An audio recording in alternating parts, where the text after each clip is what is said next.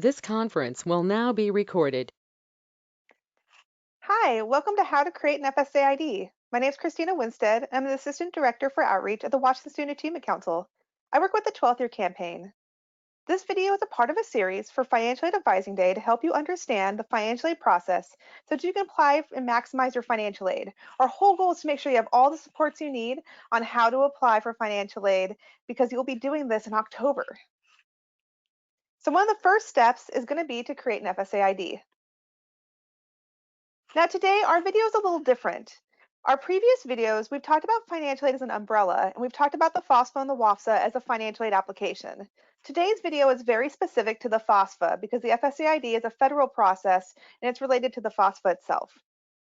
We're going to talk about what an FSA ID is, who should create an FSA ID, how to create an FSA ID, and of course some resources and help. So simply put, the FSA ID is just your username and password. It's used by students and parents to log into the FAFSA. It's also used to sign your application as well. So you can use it for signing in for corrections, signing it so you can submit it. It is a really easy tool to make sure that you have access to your application in a timely fashion. So who should create an FSA ID? Students, if you have never done a financial aid application before, you've never done a FAFSA, and you don't have an FSA ID yet, you should create one. And if you're considered dependent, and we'll talk more about that in a second, if you're considered dependent and your parent is able to, they should create an FSA ID as well. The cool thing about the FSA ID is it can be done any point in time before you do your financial aid application. So if you're sitting here and it's like September and you're like, I can't do anything till October 1st, wrong, you can actually do your FSA ID right now and so can your family. The reason why this is so important, I always like to try to make sure you guys attach it to what's the most important part of this video, is that you, when going to a financial aid event, will need access to your FSA ID. And if you don't have it, you'll have to create it there, which will take a little bit more time virtually. Also, understanding the limitations to the FSA ID will make it easier for you and your families to decide whether you need to apply for one or not. So if you are a dependent student, you're a student who doesn't meet any of the criteria for an independent student. So the category here on the right, independent students are considered either over the age of 24. These are students who are married, students who are in graduate or professional studies. Those are students who completed a bachelor's and have moved on to a master's or beyond degree. Students who are veterans or members of the armed forces, they are also considered independent. If you are an orphan or a ward of the court, or if you were in foster care anytime after the age of 13, typically you'll be considered independent unless you've been legally adopted. If you have a legal guardianship, there's a lot of ways that you can become independent. And when you're going through the application, you're gonna be like, oh my gosh, they keep asking me these different questions. It's because there's so many different circumstances for youth that will create an independent status. We wanna make sure we're including all of those different situations. So if you've been at risk for homelessness, you have a McKinney-Vento determination, these are all things that could trigger an independent status. Typically, most students will be considered independent for financial aid purposes. I know that this can be really, the terms are hard because, of course, you are an independent person, you are your own individual, but for financial aid purposes, they're going to consider you dependent. Also, if you're in a situation that's not listed on there and you apply for financial aid and you're like, I cannot provide parental information even though I'm considered a dependent student, maybe your parents are incarcerated or you have no contact or relationship with your parents, you're going to want to connect with your financial aid office to ask for appeal or what we call a dependency override. So when you determine whether you're dependent or independent, if you're dependent, you're going to need to know who your parent is for financial aid purposes. And so this is just for FAFSA purposes, nothing else. I know it can be kind of hard when you're like, well, you're my parent for this. There's a lot of people in your life who will be your parent, and I want to encourage you to honor and value that, but this is just for financial aid purposes. So it's going to be determined off of your parents' marital status. If they are married, both their information is going to be needed for financial aid for the FAFSA. And dependency and independency works for FAFSA and WAFSA. If you are living with your parents and they're divorced, let's say they're living together but they're divorced, you still need both parents' information. If they are divorced, it's going to ask you who you live with the most. That's going to be the most common question. So it's whoever you live with the most, and if that parent is remarried, it's going to be also your step parent.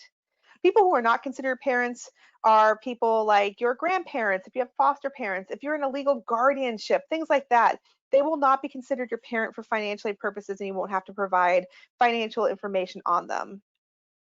We have another video in the series that you can view to see what information will be required and whose information you need for financial aid purposes. For an FSA ID, for the creation requirements, you need access to a computer and the internet, as well as a social security number. If you or your parent don't have a social security number, you can sign a physical signature page for your FAFSA. So the first step is creating an FSA ID. You're going to go to fsaid.ed.gov and you are going to select Create a new FSA ID. They are going to ask for your email address. It's not required, but I highly encourage it because this is how you can log into your account using your email instead of your username, as well as how you can retrieve your information if you lose your password or your username.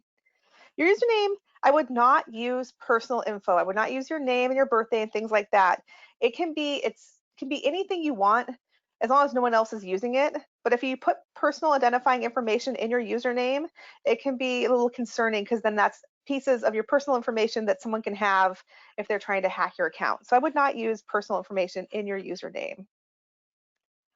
Also, it's important now not to use your high school email address because you might not have access to that after you graduate. So this is a great time to create an email address for basically for your financial and admissions purposes that's not going to make an admissions officer blush. So you want to make sure you have a professional sounding email address that's not going to make an admissions officer blush. For those of you who are laughing thinking that doesn't happen, I worked in admissions for 15 years. You'd be shocked by the emails that I received. Some of them I couldn't read out loud without losing my job. So I encourage you, don't be that student. Be the student who has a professional email address that you're going to check frequently for updates from financial aid admissions.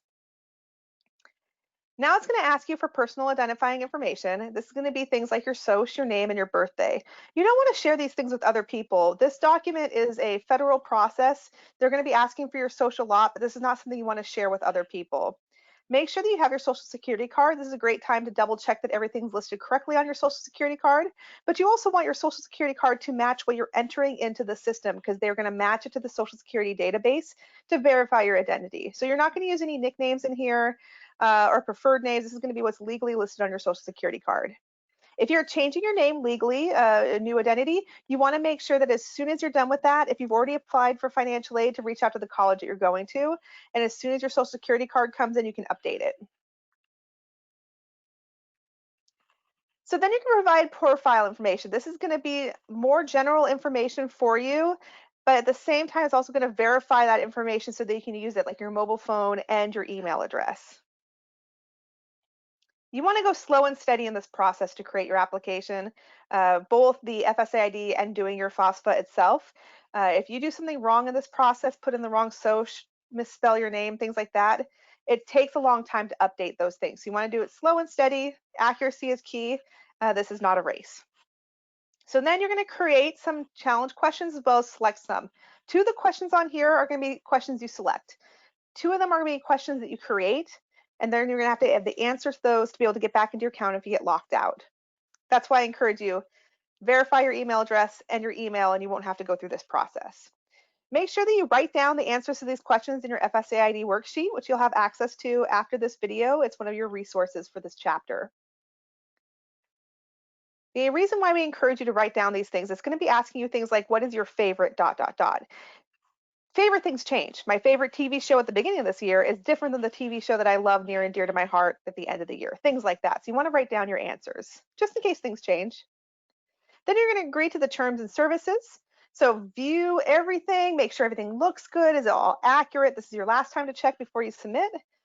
Then you're going to be able to verify your email and your phone number. It's very simple. They're just going to text you a code for your phone and you're going to put the code back into the box. For your email, you're going to leave your FSA ID application open, and in another tab, you're going to open up your email, and then you're just going to input the 6-digit code that they offer you. And now your FSA ID is created. Pretty simple, takes about 15 minutes. You can do it at any time before you apply for financial aid. If your parent has already created an FSA ID for themselves, or maybe because they signed another student's application, they only have to create one. So you create one FSA ID and it's good the whole time. They're going to confirm that information with Social Security, and now you can use this FSA ID to log into your FAFSA starting October 1st so you can apply for financial aid. We have a worksheet to help you walk through the FSA ID. You may need to be able to help your parents in the creation process for FSA ID. So I encourage that you can help them getting to the right website and making sure that they are doing it accurately. You want to make sure your parents have a different email address than yourself. There's resources at futuresnorthwest.org as well as federal student aid. There's a resource just for parents on creating the FSA ID.